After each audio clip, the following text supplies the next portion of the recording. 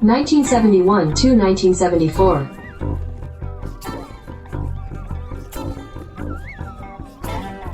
Strat-O-Matic Excel Carryover League.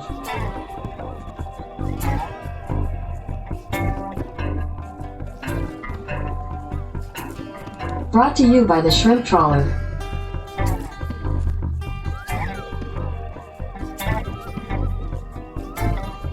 Game 565, Blue Jays at Expos.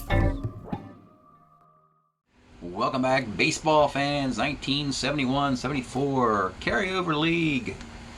We are in the third round of the postseason tournament race to the pennant, looking for our final playoff team in the American League. Let's take a look at what has happened in the other round of the tournament here. Cleveland and New York. Cleveland needed to win 3. They could not. Yankees won game 1. Series is over. Yankees in the playoffs, waiting their fate. They're in a tie for first with the Orioles. And this could get even murkier because the Blue Jays are playing and they could tie for first. So, with that, let's go to where we are today. We are in a best of 3 between the Expos and the Blue Jays, the two of the biggest stories in the American League this year. The Expos started the season 16-3, but then struggled playing Cleveland, Detroit, and the Yankees, and falling just 5 over 500. So they were negative 11 games against those 3 teams. Blue Jays have been pretty much hot all year long. They also have Baltimore's number, beating the Orioles 8 of 11 times, which is stunning, as Baltimore's not lost many games this year anyway. So, today, Blue Jays Expos, let's see what happened in Game 1. The two Cinderellas in the American League, the sisters looking at each other in the mirror, across the Canadian border as we relocated the Expos into Burlington, Vermont, in the Green Mountain State. This is classic vintage baseball for these two teams who have a knack for playing tough and attempting to win under the most dire of circumstances. It continues for these two teams. They are not easy outs. It's fantastic baseball. It wouldn't be fantastic baseball for the Expos in this timeline, in their, 1971's their third year of existence. And of course the Blue Jays didn't exist. We just put together a heck of a quality team for them. Today's starting pitchers, the Expos have to go to their number 4 starter, Steve Ranko, because they had no days off, or 1 day off after the previous series. So they have to go to Ranko. Meanwhile, the Blue Jays, a little more rest. They go to Doyle Alexander, their ace. So, advantage Toronto. Doesn't matter through 5 innings, as Steve Ranko has 2-hit shutout going. But Doyle Alexander has 6 no-hit innings going. Let's go to the bottom of the 6th, and this is how these Blue Jays have done it all year long. Guy flies out, guy flies out. Don Clendenon hits a ground ball second X to Ron Hunt, who's a 3E19 second baseman. That's average, okay. He gives up a single with 2 outs, and then, of course, Milt May with a 2-run homer. So, probably could have been a 3-up and 3-down inning. It turns into 2 runs for the Blue Jays, but it's not a shocker for them. They've been doing that all year. So, Doyle Alexander, throwing a no-hitter, has a 2-run lead into the 7th. Mike Jorgensen, a single off of his own card. And that must ruin the concentration because the very next batter, Bob Bailey, 2-run homer to tie the thing at 2. And it's just like, here we go again. These two teams, they just don't want to lose. They are put together really well. And then after a ground out, another single, 3rd hit of the inning off Alexander, and he's gone. He hits his point of weakness in the 7th inning, so they yank him after 6 no-hit innings and the 2-run homer in a 2-2 game. Rorick Harrison will come on in, outstanding reliever. He was with Baltimore. Alexander was with Baltimore. They both had ERAs around 2 with Baltimore, but the Orioles, of course, can't keep all their pitchers. Rorick Harrison gets 5 straight outs. We go to the bottom of the 7th inning, and now Renko is gone, and the Expos have a huge opportunity here. Mike Marshall of relief 3 and Dale Murray of relief 4 with sub-2 ERAs. So if this thing were to go 16 innings, hey, no problem for the Expo pitchers. Bottom of the 7th, after an out, Tommy A.G. singles. Realizing it's a winner out scenario, A.G. attempts a stolen base off a -1 arm catcher. He gets it. Then you get Tim Foley to fly out. So 2 outs, the guy is still at second base, and Mike Lum hits a ground ball to the shortstop. But the shortstop today is Gary Sutherland, who's more of a second baseman, not a shortstop. He's a 4 shortstop. And of course, same result here, a single ... that scores the run, and it's 3-2 Expos. I mean, it's 3-2 Blue Jays there. So a 2-out hit. All the runs the Blue Jays get happen with 2 outs. They get hits off of defense when they need them. They take a 3-2 lead in the 9th. And then Joe Grisenda, the all-star closer of the Blue Jays the last few years, gives up a leadoff single to Mike Jorgensen. Gets the next 3 guys out. Blue Jays win Game 1 by a score of 3-2. Great series opener. So Game 2 will go into Expo land. They'll go down south from Toronto to the new home of the Expos in Lake Champlain. Blue Jays Expos in a Game 2 today. If the Blue Jays were to win this game, let's look at the overall standings here. And this is getting ridiculous here. And this American League East is just out of control. Here we are. This is your American League East. If the Blue Jays win this game, that turns into a 0, meaning they're tied for first with this team and this team. 3-way tie for first, all 9 games over 500.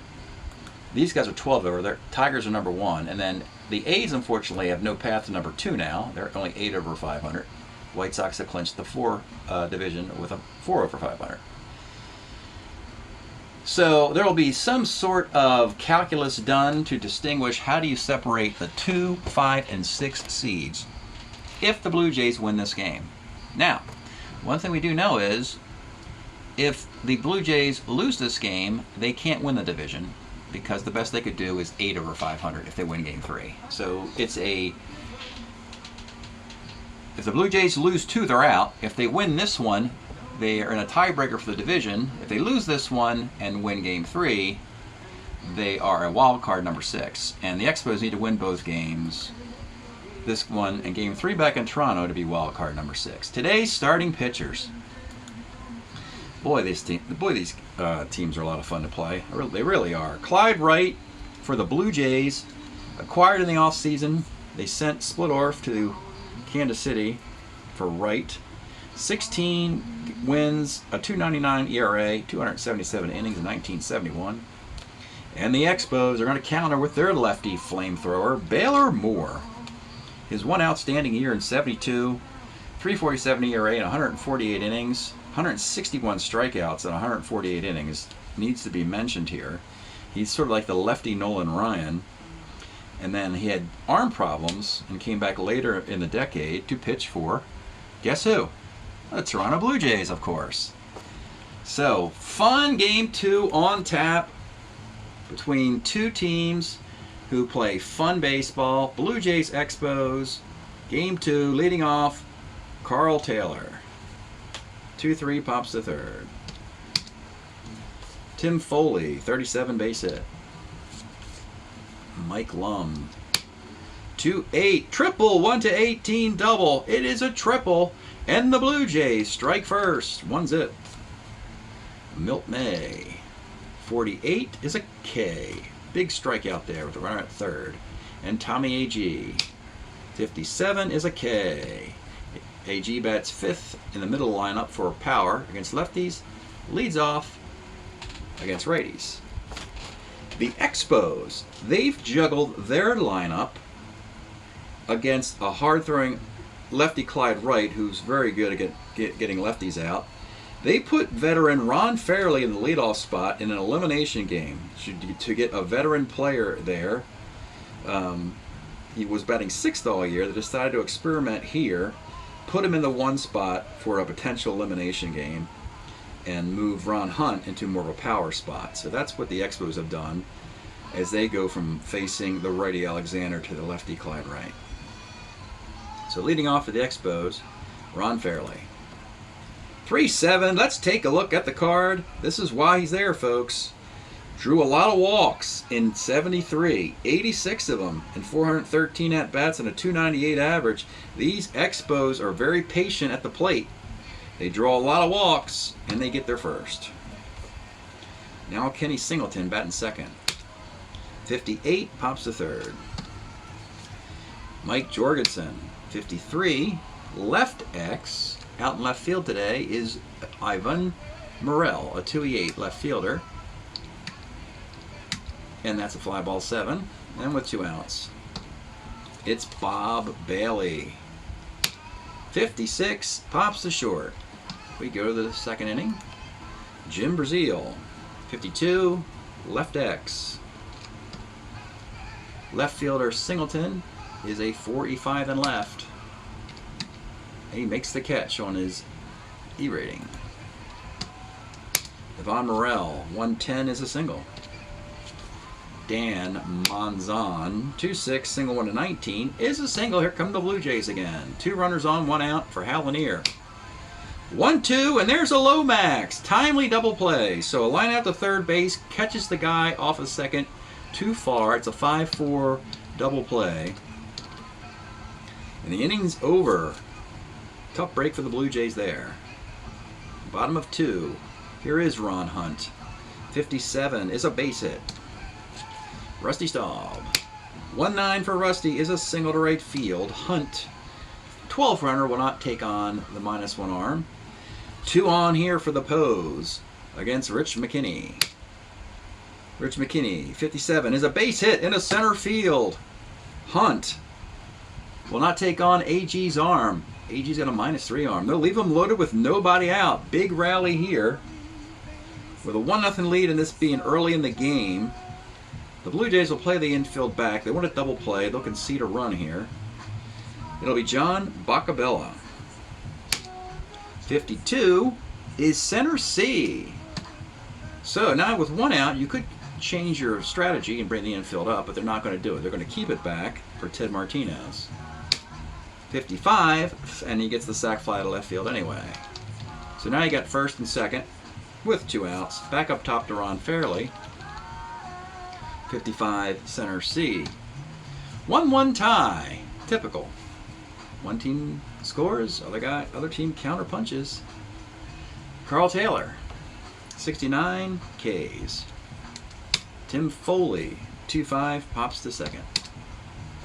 Mike Lum, 111, flies right. If you're like me, you're rooting for the Expos to win this thing, tie it all up, and force a deciding Game 3 that will probably go extra innings and be a complete thriller. And the good news is I won't be playing like 7 or 8 games, so I don't mind, a long extra inning game if it's only a 3-game series. So we'll see. Kenny Singleton leads off. 3-10, flies left. Mike Jorgensen, 69, it's a single.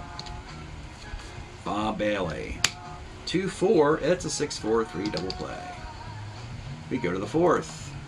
Milt May, 63, short X. This is a good Martinez, the shortstop today, a 3-18. He makes the play.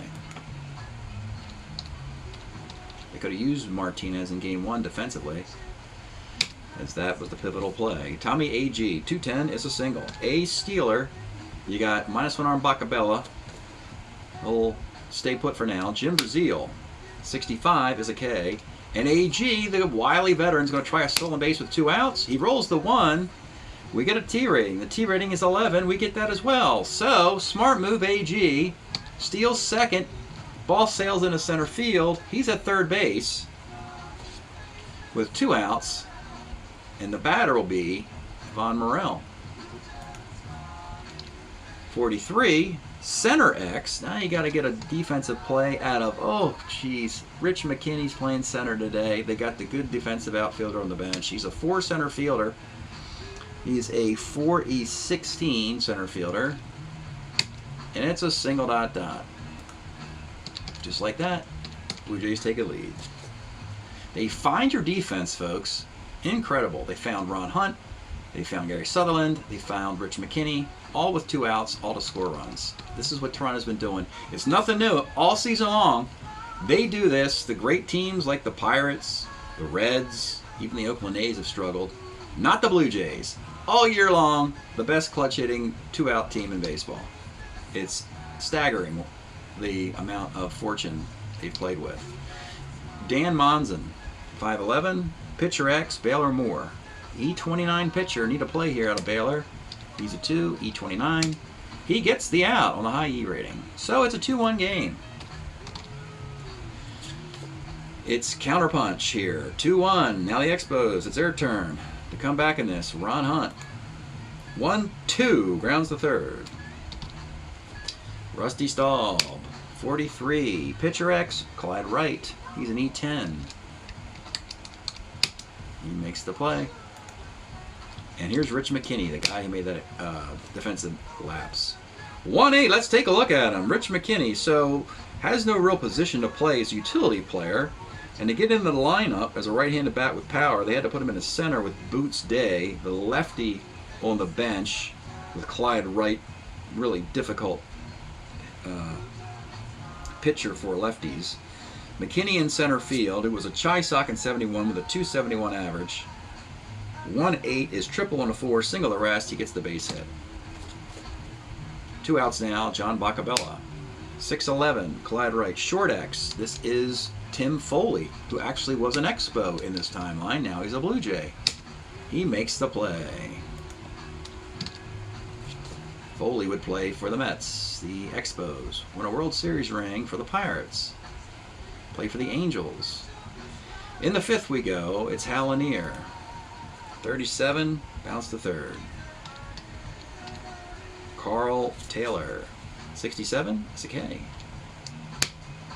Tim Foley, 49, single one at 12, cannot get it. Actually, a nice little start here for Baylor Moore, 2 runs aside on the triple off of Lum and the bad defense and the throwing error as well. You don't throw the ball into center field there, you know. Anyway, bottom of the 5th.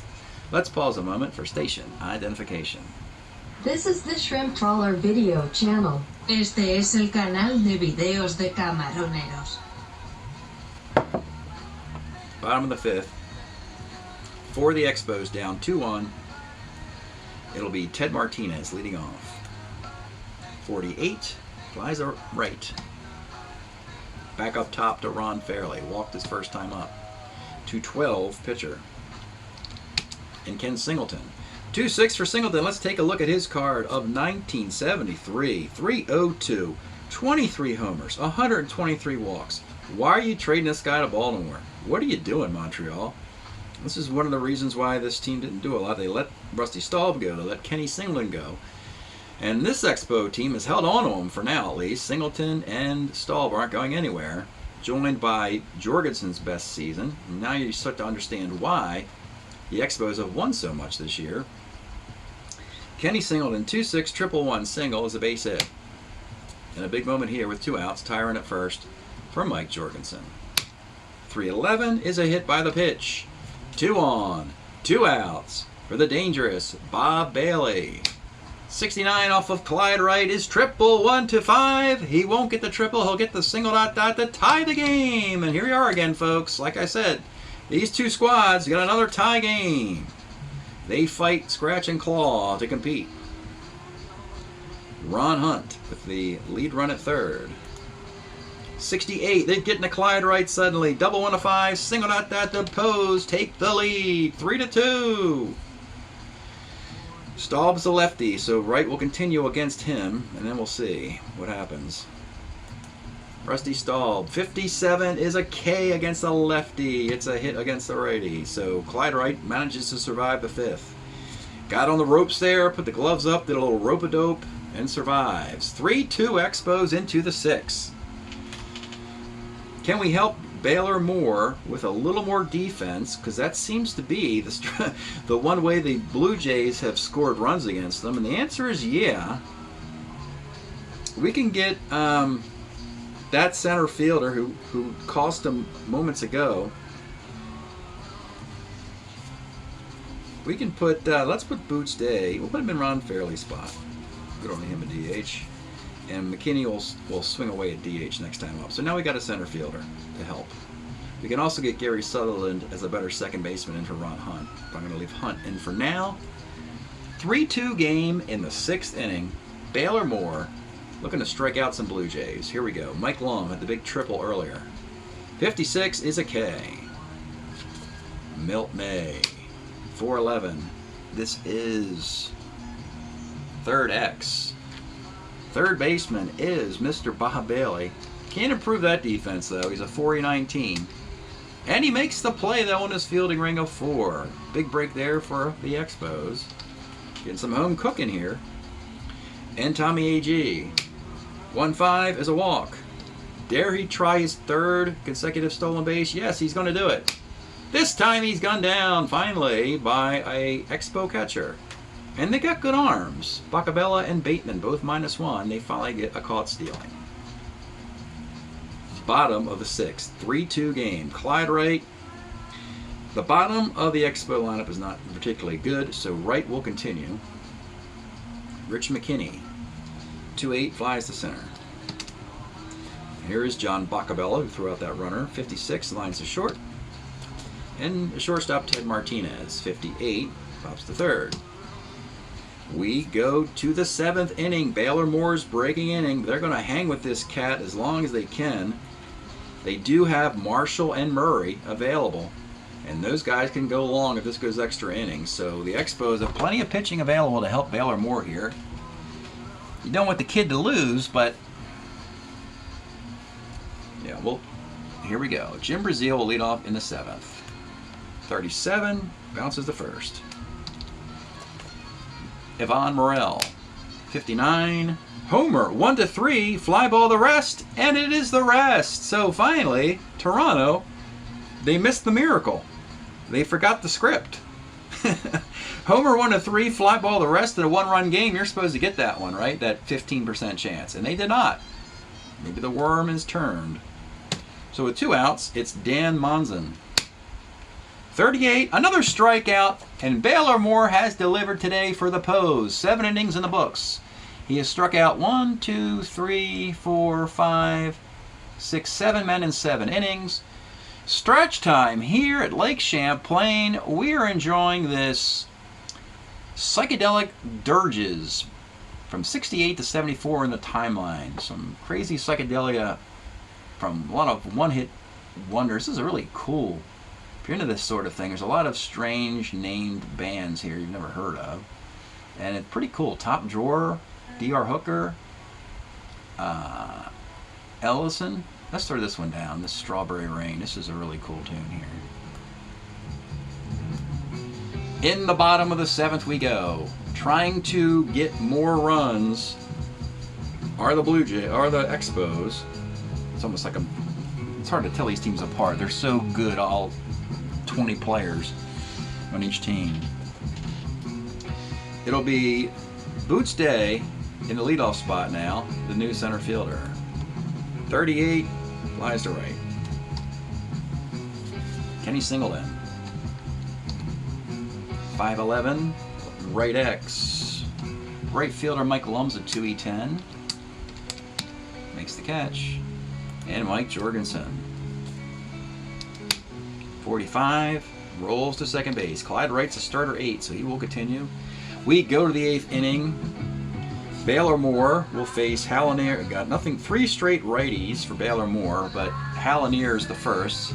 He's not very impressive, so here is Hallinier. 6-12 off of Baylor Moore is second C. Now back up top to Carl Taylor, another guy you don't make a pitching change for. 47, he get the walk. Now it's time to think here. You got Foley and a couple lefties. And they're going to do it. This is nail-biting time. So they are going to take out Baylor Moore as the tie run got to first base. Because they have two good options already. They got Mike Marshall with a 1.78 ERA and Dale Murray with a 1.03 ERA.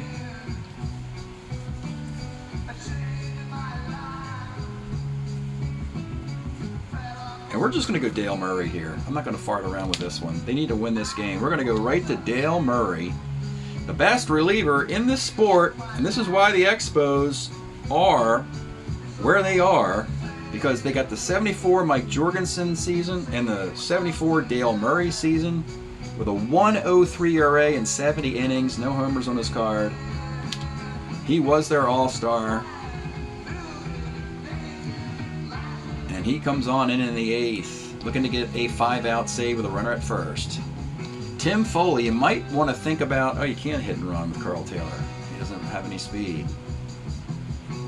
Foley is in nowhere land here. I don't like the bunt to tie with 1 out anyway. That's not good. So Foley will have to swing away against Dale Murray. 2-5. That's a liner to short. And it comes down to Mike Lum. 46 is a walk. 2 on, 2 outs. It's Milt May. Let's take a look at this guy before he swings. Huge moment. He had the home run in game 1.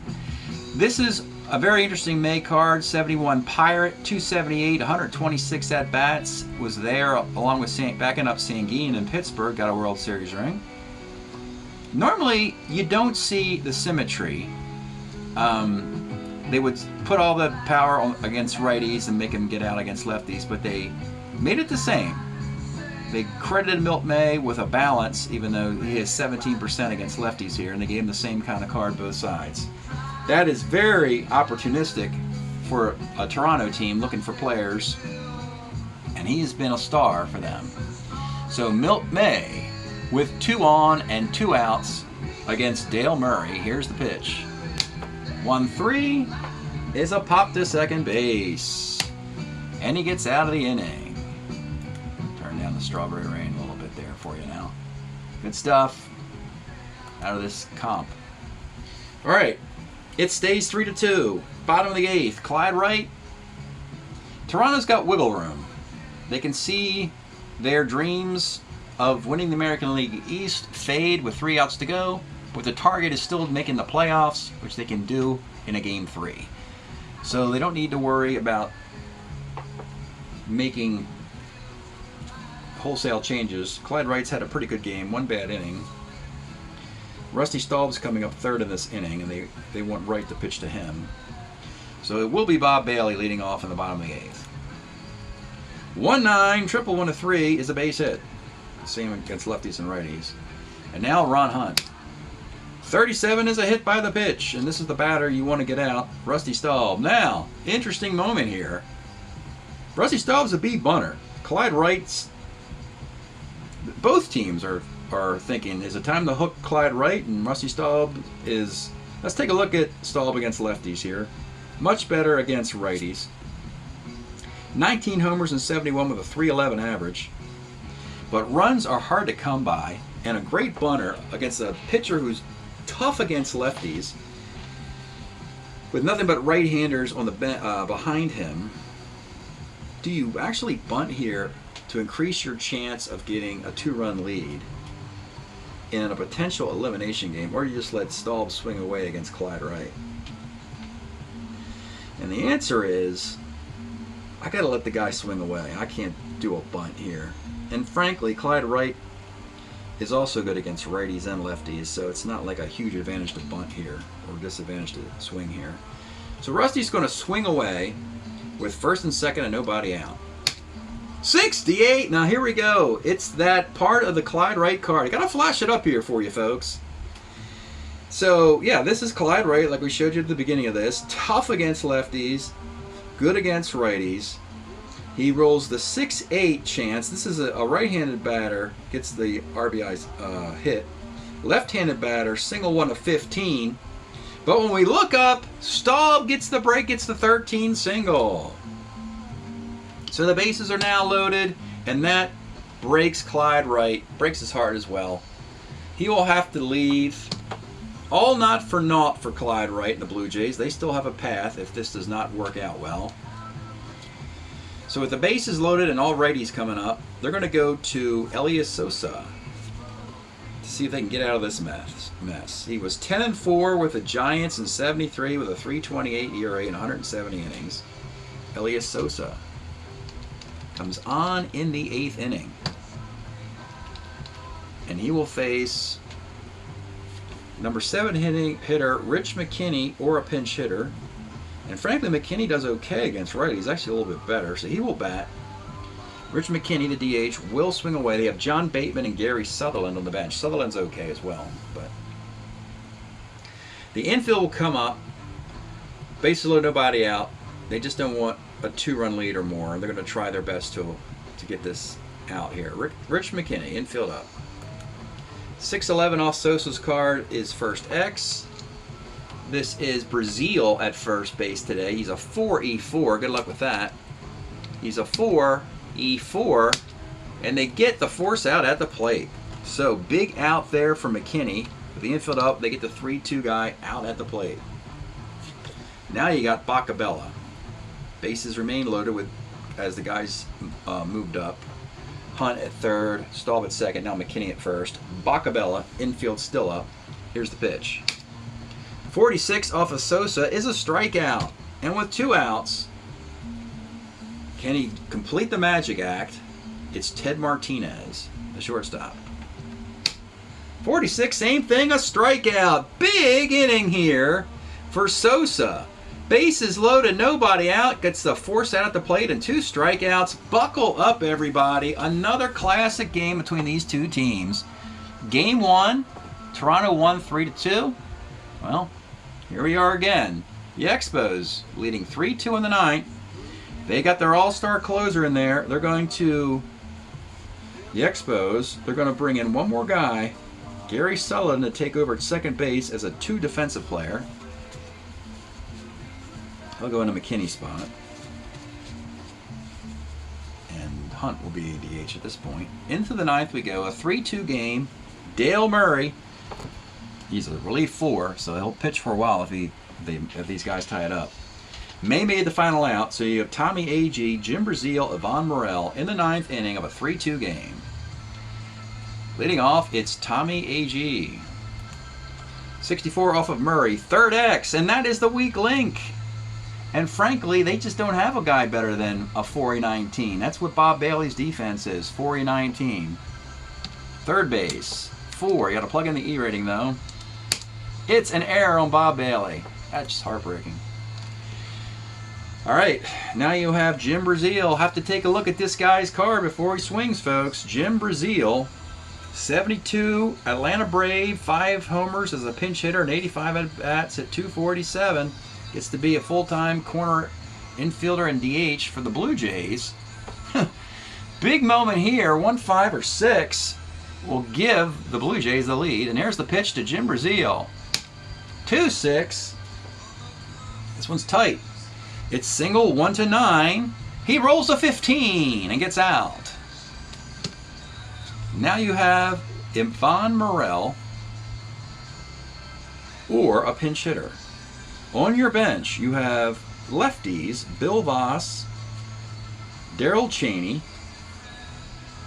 and Clendenon. Now, lefty-righty, Murray's actually better against lefties. They are going to go do a pinch hitter, but I'm going to take my shot right now with Don Clendenon. I know I got Chaney and Voss available, and frankly,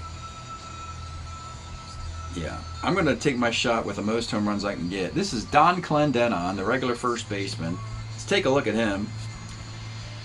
With his teammate at first base from the Mets, 69 Mets, Miracle Met Clendenon in 71 at 247 with 11 home runs, 263 at-bats. You see the huge amount of homers against righties, not so much against lefties, which is why he's in a platoon, a reverse platoon. But he will bat here in the 9th inning, in a 3-2 game, the pitch to Don Clendenon. 211. That is a short A+, but that's just going to be a ground ball to short. as the runner was on second base for catcher's indifference because he's an A stealer. So no double play, but it's also not a short plus. As in the 9th inning, all my A and B stealers just run down to second base. And with 2 outs and a runner at second, it's Dan Monson. Let's take a look at Dan Monson's card. Monson, 273 hitter in 55 at-bats. We're the Twins. With a runner at second and 2 outs, the pitch to Dan Monson. 2-12 is a foul to the catcher, and Monzon's out, and Murray gets the save to end the game. It's a 3-2 win for the Expos. Dale Murray gets the save. Sosa does the magic act in the bottom of the 8th. These two teams have split 3-2 games, and they will play for a playoff spot in Game 3 in Toronto. We'll do the box here. My goodness. Murray with a 5-out save. He gave up a walk and then that error. Baylor Moore does get the win. 6 hits and 2 runs. 1 of those was earned. 2 walks, 7 strikeouts. Sosa does the magic act. 2 strikeouts. Clyde Wright had a bad inning in the middle there. 10 hits and 3 runs. 3 walks and a strikeout. 1009, 0108, 31026, 31026, 3733, 3337. That is game number 2. And then we'll look at the numbers for both squads.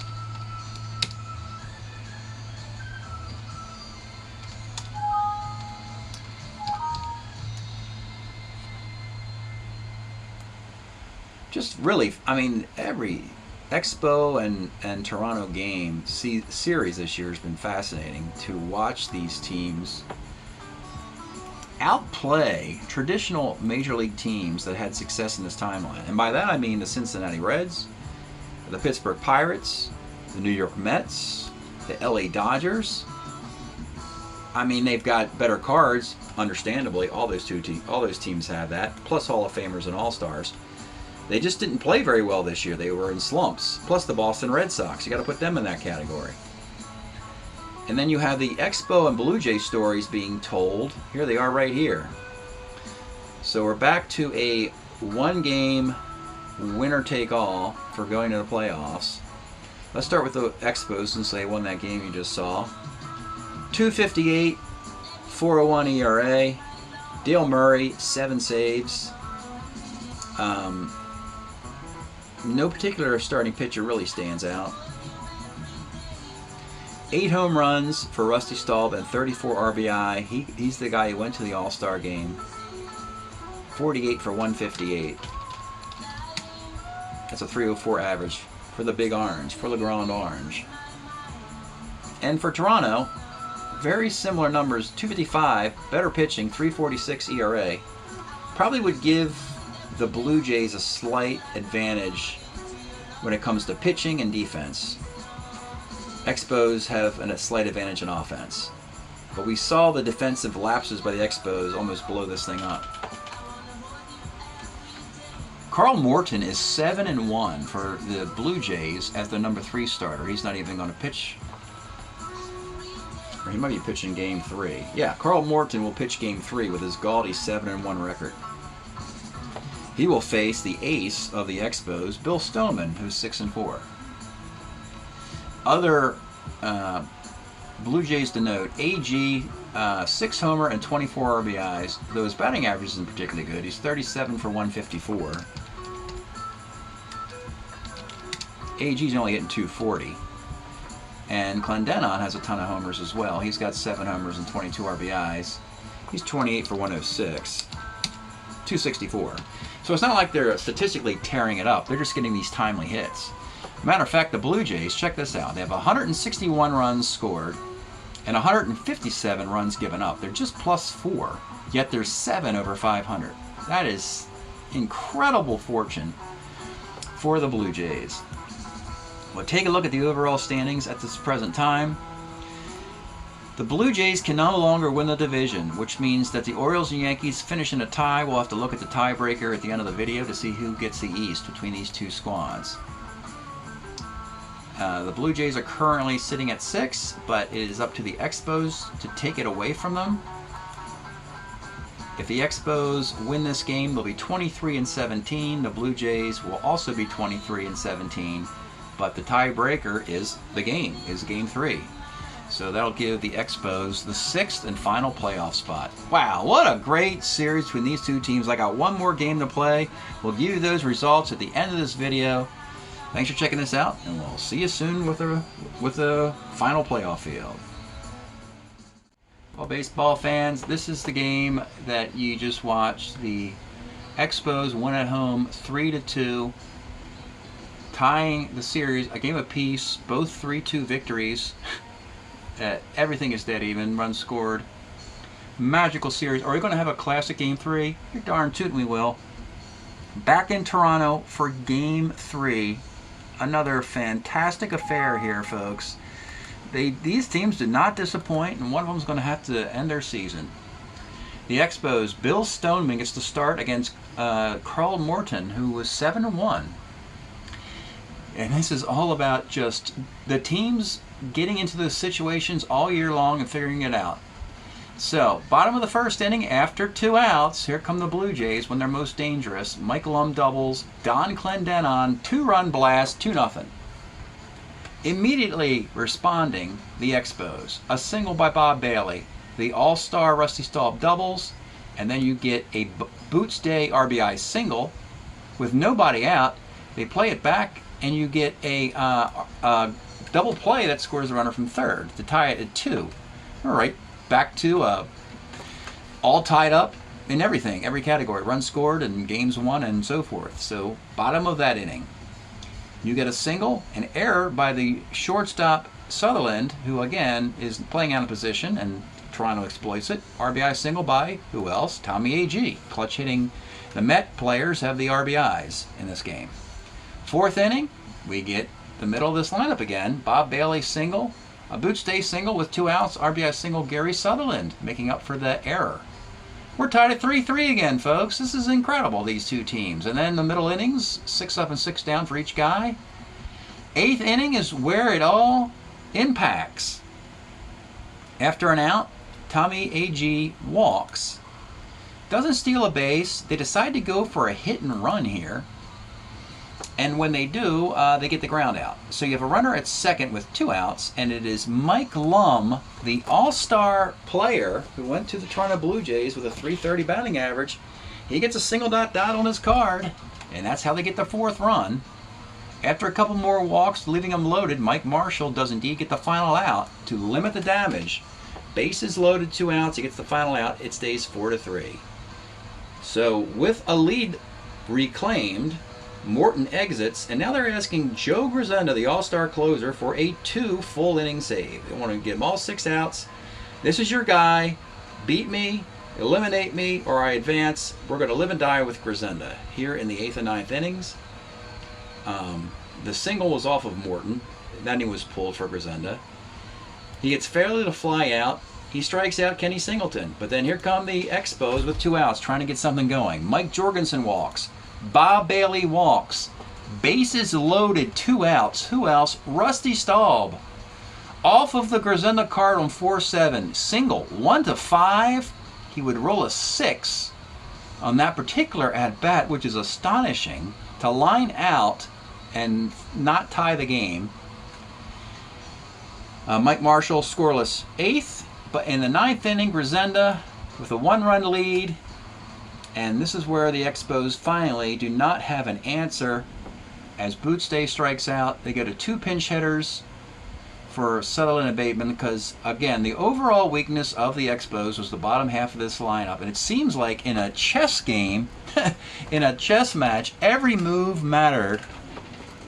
The pinch hitters could not come through against Grisenda. He does get the 2-inning save. the Blue Jays scored one more run in 3 games than the Expos. We talked about run differential earlier. And once again, another classic baseball game. The home team won 3 straight one-run games. Final score 4-3. Carl Morton gets his 8th win. Grisenda gets another save. And the Expos, the story of the year early on. They were 16-3 at one point of this season. 16-3 Expos. Let's see how their season comes. There it is. They missed the playoffs by 1 run in the 8th inning of that game, not tying it up. And their season is sadly over, missing the playoffs by 1 day. 16-3. But then after that, they turned into the old Expos. Cinderella did indeed turn into a pumpkin for the Expos. Not for the Blue Jays, but for the Expos. They've turned into a pumpkin here.